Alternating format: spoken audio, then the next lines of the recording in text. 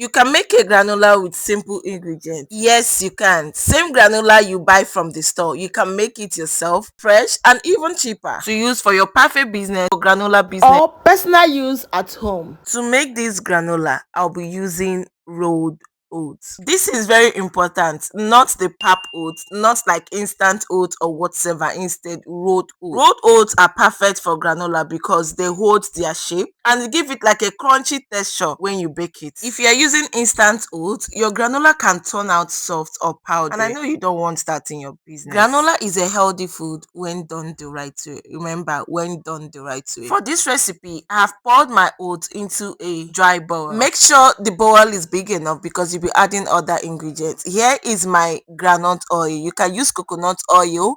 Here is my honey. I am not using sugar for this.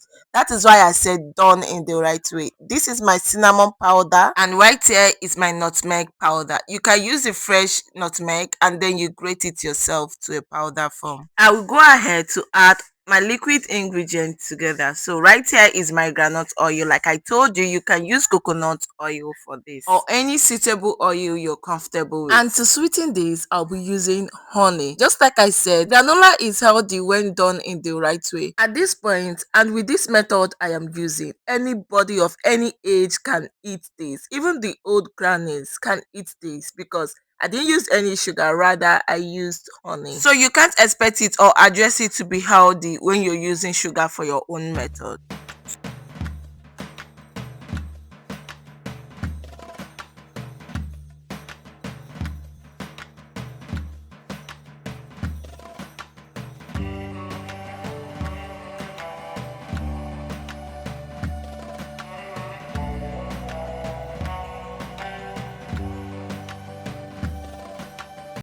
At this point, your spatula is sticky because of the honey. So you have to wash your hand and then go ahead, use your hand to fold it gently until everything is combined.